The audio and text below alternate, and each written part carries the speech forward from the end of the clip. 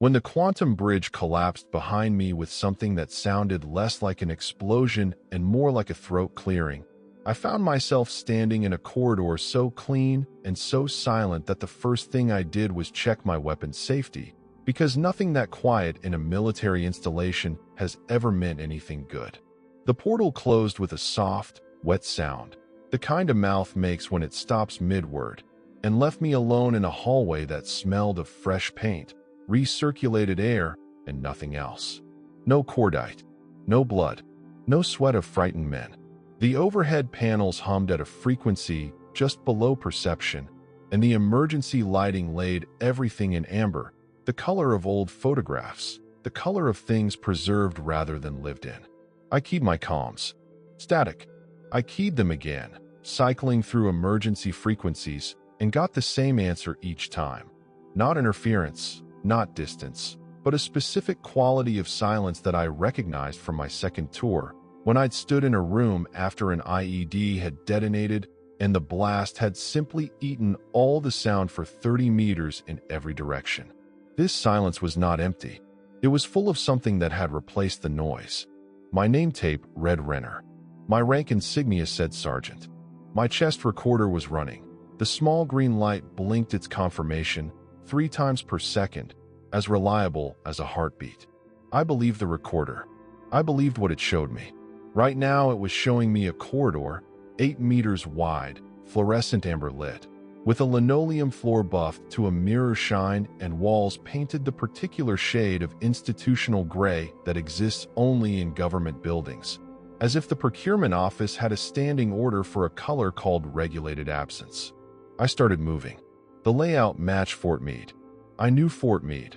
I'd done liaison rotations here twice in the last 4 years, and a soldier who does tactical reconnaissance learns floor plans the way other people learn faces. Command block was north and up 3 levels. The Janus installation had been in the sub-basement, which meant I'd already risen 3 floors during transit, which was not how the transit had been briefed. The briefing had said point-to-point, horizontal displacement, negligible vertical offset.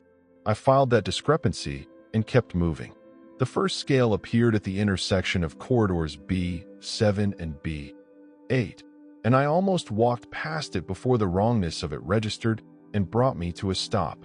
It was a physician's scale, the old analog kind, the kind with a sliding counterweight bar, the kind that stood on a heavy cast iron base and was designed to be accurate to within 1/4 pound.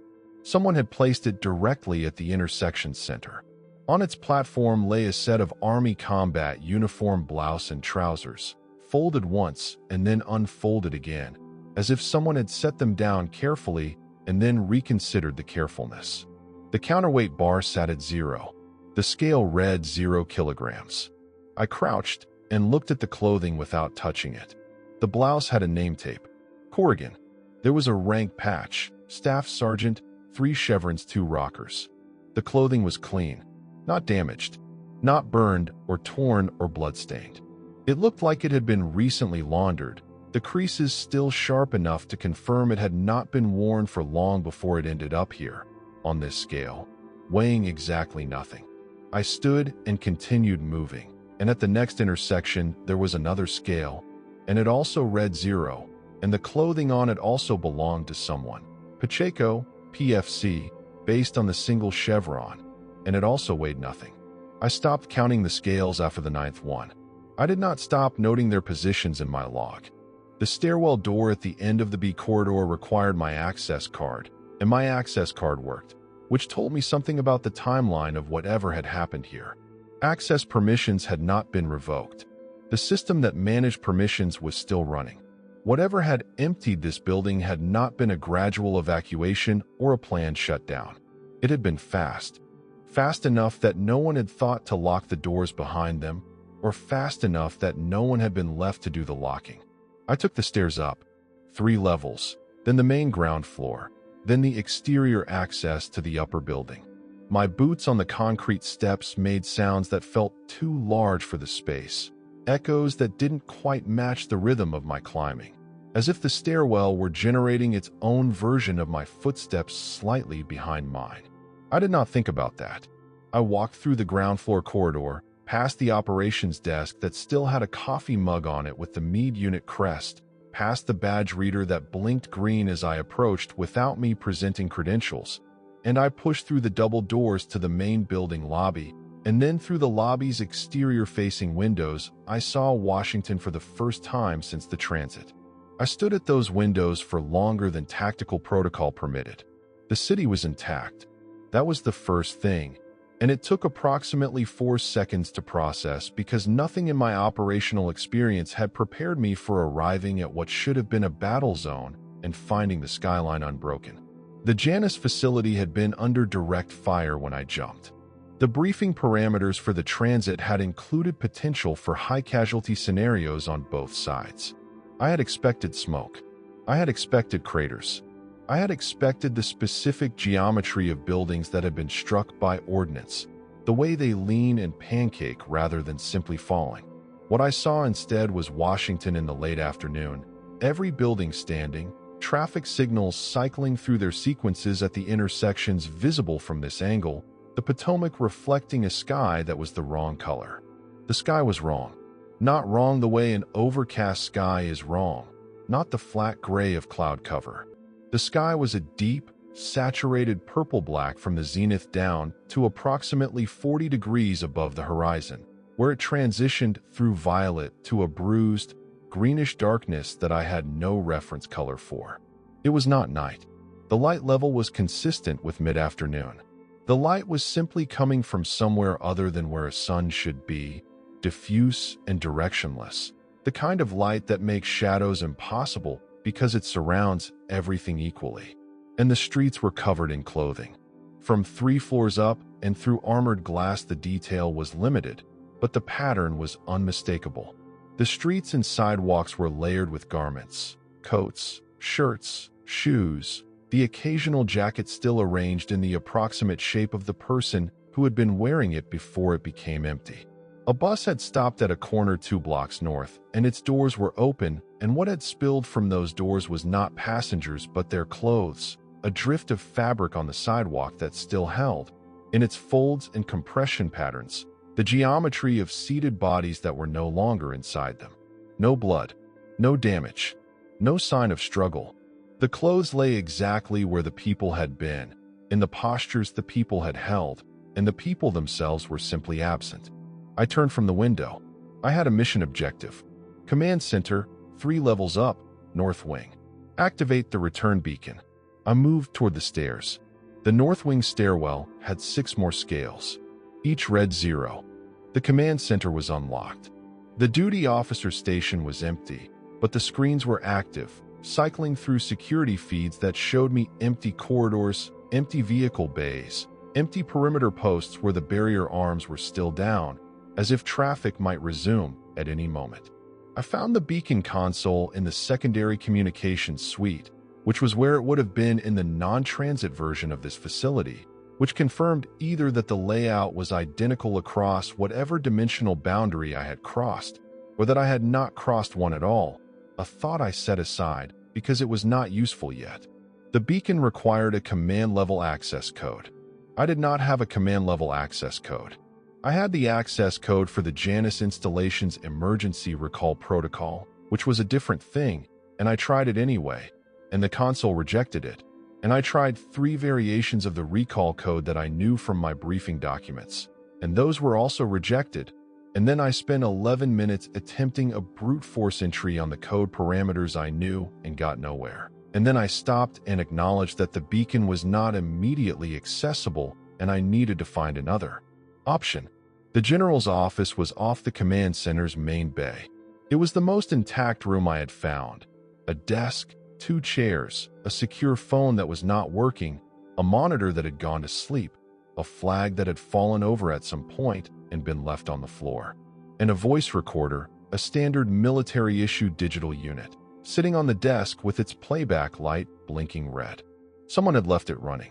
The red light meant it was still in playback-ready mode, which meant it had been recording when whatever happened here happened, and it had switched to playback standby when the sound level dropped below threshold.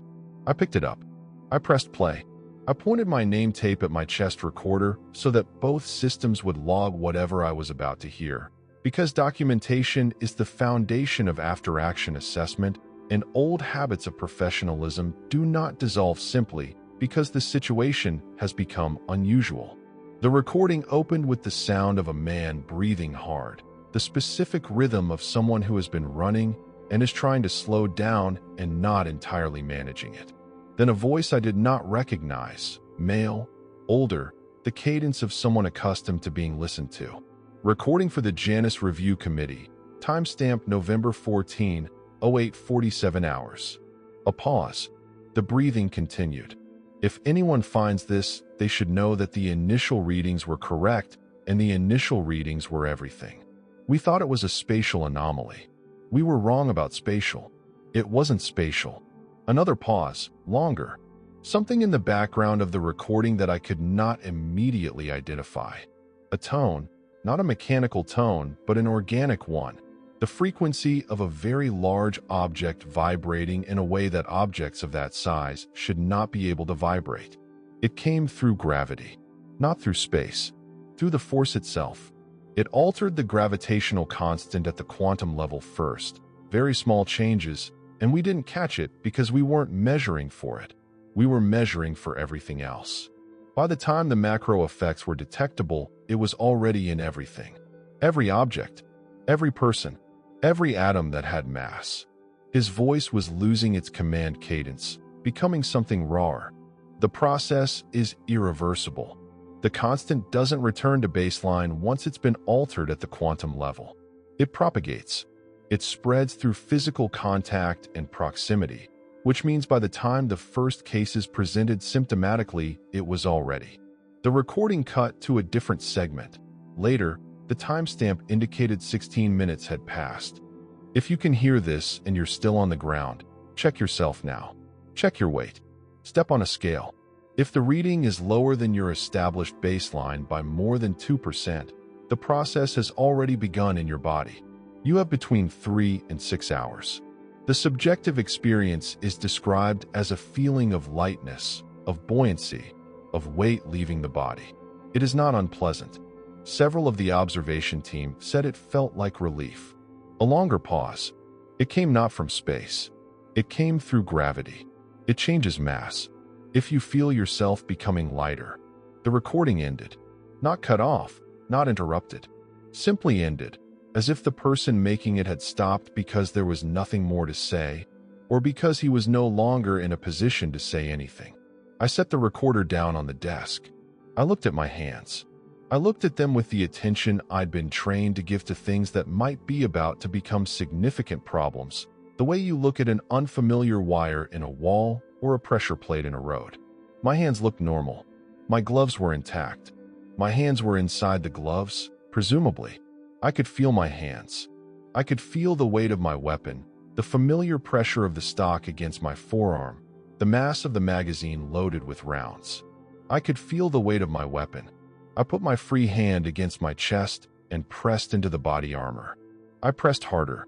The pressure back that armor gives you, the resistance of ceramic plates over ballistic fiber over the ribs beneath. It was there, but it was lighter than I remembered. Body armor at my size and configuration runs approximately 17 pounds. What I felt against my palm felt like perhaps 8. I pressed my feet against the floor, trying to feel the floor push back against my weight. There was resistance, but it was diminished, like standing on a surface that was very slightly tilted away from me, a fraction of a degree that shouldn't matter and did. I keyed my chest recorder to immediate playback. Not full review, just confirmation that the unit was running and capturing correctly. The small screen on my forearm display lit up and showed me the last 30 seconds of footage, me standing in the general's office, pressing my hand to my chest, looking down at my feet. The recording was clean. The timestamp was accurate. I keyed back to the beginning of my transit and let it run forward on fast scan, watching the portal approach in the footage, watching myself cross the threshold, watching the bright annihilation of the transit effect wash the frame white. When the frame cleared, I was in the corridor of this facility, exactly as I remembered arriving. But the transit itself, that moment of crossing, the last second before the portal swallowed the image, I stopped the scan there and let it play at normal speed. Behind me, in the last frames before transit, the research bay of the Janus installation was visible. The science team, the security detail, 6 soldiers and 4 technicians, all of them in the frame, all of them in the postures I remembered, the controlled urgency of people following emergency protocols under fire, moving with purpose toward exits and shelter positions. And then, in the last 2 seconds before the portal closed behind me, they began to rise. Not dramatically, not a sudden launch. A slow, gradual detachment from the floor, the way a boat begins to lift from its mooring when the tide comes in. First the weight shifts, then the contact becomes intermittent, then the contact ends, and there is only the upward drift. The technician closest to the camera, a woman whose name I had never learned, rose approximately 10 centimeters from the floor in those 2 seconds, her lab coat spreading slightly below her as if caught in an upward wind, her expression not terror but a kind of stunned attention, looking at her own feet the way I had just been looking at my hands. And then the portal closed, and the frame went black, and I was in the corridor that smelled of fresh paint and nothing else. I had not come through the portal from another timeline. The absence of my unit's signal on any frequency. The perfect, undamaged state of Washington. The scales reading 0. The recording in the general's office. All of it assembled into a sequence that was simple and final. I had not traveled to a parallel world where this had already happened. I had traveled to my own world, some hours after my own departure, into the aftermath of what my departure had caused. The Janus portal had not been a transportation device, or it had been a transportation device that was also something else. Something that the briefings had not covered, either because the physics had not been understood or because the physics had been understood and the understanding had been classified at a level that did not include Sergeant Mark Renner, tactical reconnaissance, logistics, and perimeter security. The portal had reached out and come back and brought something with it when it returned. Something that did not travel through space. Something that traveled through the force that gave things their weight. Something that had been waiting, perhaps, for the right configuration of mass and energy to open a channel through the constant that held every atom in its place. And the quantum bridge had provided that configuration, and the price of the bridge had been paid by everyone in the room where the bridge opened, and then by everyone within propagation range. And the propagation had spread through physical contact and proximity, as the recording had said, and Washington was 9 miles from Fort Meade. And 9 miles was not a large distance for something that moved through the fundamental constant of matter itself. I needed to document this. The beacon was inaccessible, but I could still transmit raw footage from my chest recorder if I could reach a broadcast-capable terminal and boost the signal. There would be a communications array on the roof. There was always a communications array on the roof. I moved back through the command center and found the roof access door and pushed through it into the air above Fort Meade. The air was cold, colder than November should have been, the kind of cold that comes when the heat rises away from a surface and does not return. The communications array was there, for towers of it along the northern edge of the roof, dishes and antennas and broadcast equipment designed to reach satellites and relay stations and hardened bunkers, and every form of command structure that might survive an event requiring broadcast-capable communication from Fort Meade's roof. I stood at the roof's southern parapet and looked out at the city. From this elevation, the full scope of it was visible. Washington spread south and west in its planned geometry, its avenues radiating from the centers of its major intersections, its monuments catching the directionless purple-black light and giving it back as pale reflections. The empty clothing was visible in the streets from this height as a kind of texture, the city's surfaces slightly padded by the accumulation of what everyone had been wearing when they stopped being present to wear it. The Potomac was the color of old mercury. The bridges were clear and intact and empty. And above Washington, filling the lower sky in a pattern that required several seconds to interpret correctly, were the bodies. They were rising. All of them, or all that remained. A number I could not calculate and did not try to. Ascending in a slow, loose column above the city, not at a uniform altitude, but at varying heights corresponding to when they had begun the process. An atmospheric column of human forms spreading from 50 meters above the street level to heights where they were no longer individually distinguishable. Just a density gradient of diminishing forms against the purple dark. The rising was not violent. It was not fast. It had the quality of release rather than propulsion. The bodies not thrown upward, but simply ceasing to belong to the surface. Pulled toward the sky the way a balloon released from a child's hand moves toward the sky. Not because the sky is pulling it, but because it no longer weighs enough for the ground to hold it. There was no sound from them. No cries that reached the roof at this distance. Or perhaps no cries at all. Perhaps the process, as the recording had said, was not unpleasant. Perhaps it felt like relief. I watched a figure at medium altitude, still distinguishable as a person, arms loose at the sides, the posture of someone neither fighting nor welcoming what was happening, drift upward and become gradually indistinguishable from the others above it. And above them all the sky deepened from violet to the near black, where nothing was visible but the darkness itself. I became aware that my weight had been steadily decreasing. It was a gradual awareness, the kind that comes when a change is slow enough that the brain adjusts incrementally and only notices in retrospect. The parapet was at chest height and my hands were resting on it, and the pressure of the concrete against my palms was less than it should have been. My boots were on the roof surface, but the contact felt uncertain, as if the surface were very slightly repelling rather than simply supporting. I pressed down, testing, and felt the resistance give more than physics should allow. My rifle was in my right hand, and when I noticed it, I noticed also that it had not been in my grip the way it usually was, the way 17 years of training had made natural and unconscious. It had been in my hand at roughly its regular position, but it had not been pulling against my grip the way an unbraced weapon does. I held it out in front of me, extended horizontally, and released it. It did not fall. It drifted very slightly, in the direction of the barely perceptible updraft from the heated surfaces below, and then it leveled, and then it began, with a slowness that felt almost deliberate, to rise. A small rise, centimeters, and then it stabilized at a new height, and I watched it, and it watched nothing.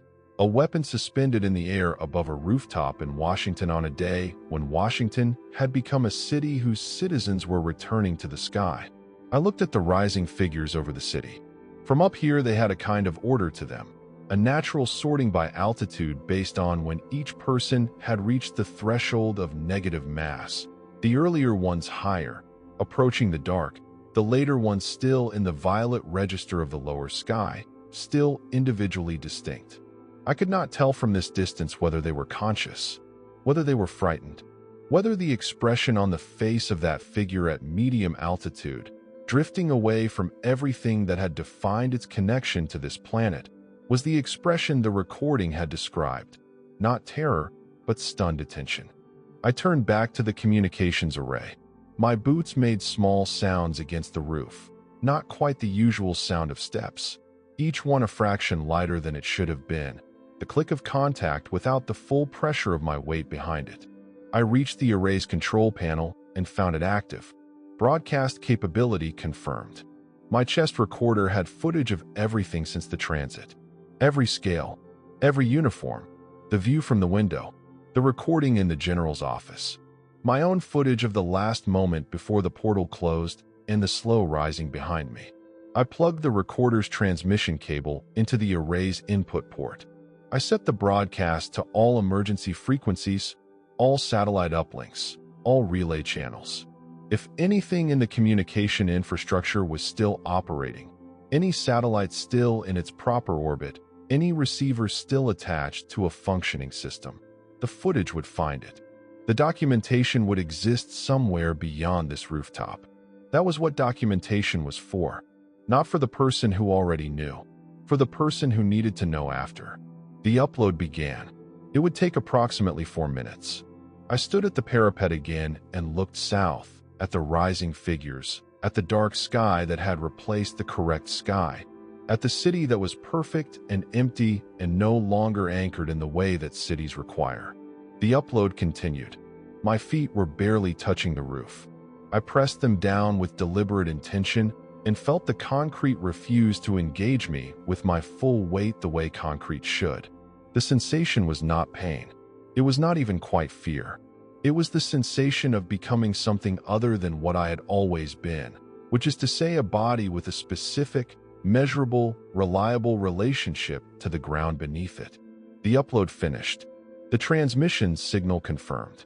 The chest recorder's green light blinked 3 times and then stopped blinking. Its job complete. Its records sent to wherever records go when the world that generated them has changed its constants. I looked at my hands one more time. They were above the level of the parapet now without my having raised them. I had not raised them. They had simply risen, the way the rifle had risen, because the conversation between my body and the gravity of this planet had reached its conclusion, and the conclusion was separation. I looked up at the figures above me, all those people who had completed the process before I arrived, who were now distributed across the column of ascending forms at altitudes corresponding to how much earlier they had become weightless, and I did not call out to them. There was no point. The documentation was sent. The event was recorded. Whatever decision had been made, at whatever level of command had authorized the Janus Project without fully understanding what the Janus Project was reaching into, the record of that decision's consequences existed now in at least one transmission signal moving outward from this rooftop. My feet left the roof. It was not a step. It was the absence of a step, the cessation of contact, the way a breath ends not with an action but with the stopping of an action. I was above the parapet. I was above the communications array. I was at 10 meters, and then 20, rising at the pace of all the others, slow enough to see the city below with perfect clarity, fast enough to know that the ground was not going to return.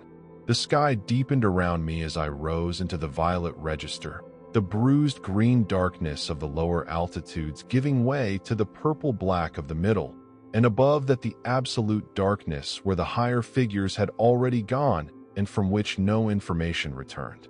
The city below was still beautiful in its way, its geometry intact, its monuments still reflecting the sourceless light, its streets still laid out in the rational pattern of a civilization that had intended to persist.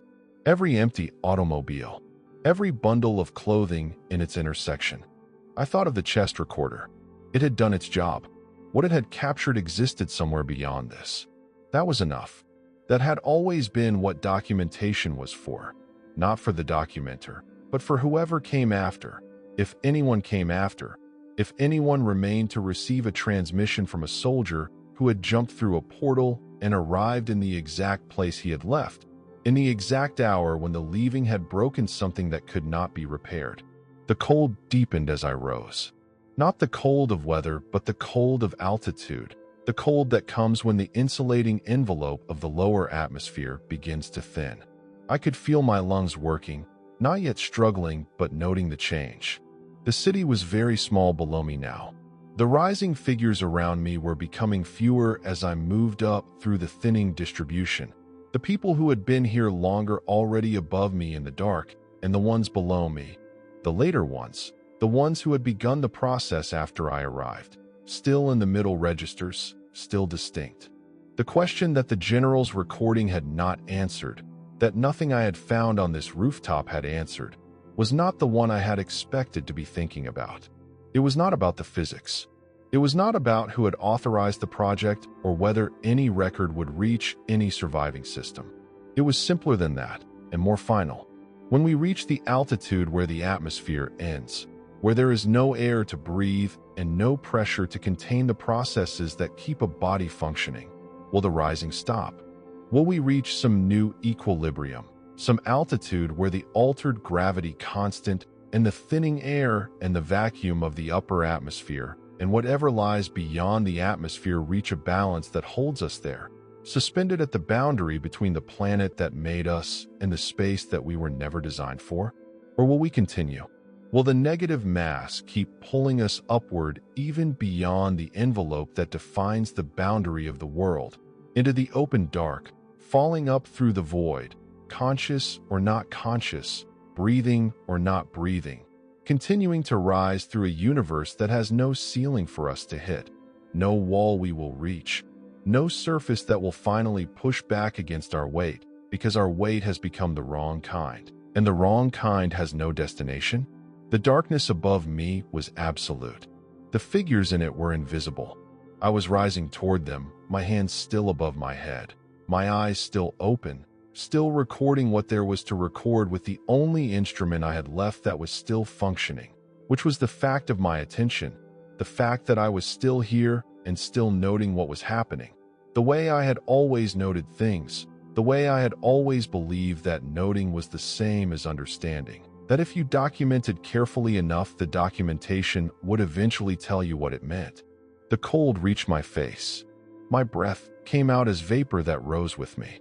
Below me, the city was a pattern of lights and geometry, impossibly ordered, impossibly still. The Potomac caught the light from somewhere. The monuments held their shapes. I breathed. I noted that I was breathing. I noted that each breath was slightly harder than the last. I noted that the darkness above was complete and the darkness below was still the violet bruised color of a world ending its relationship with the force that had defined it, and that I was at the boundary between those two darknesses, and that I did not know which one I was falling toward. Nobody did.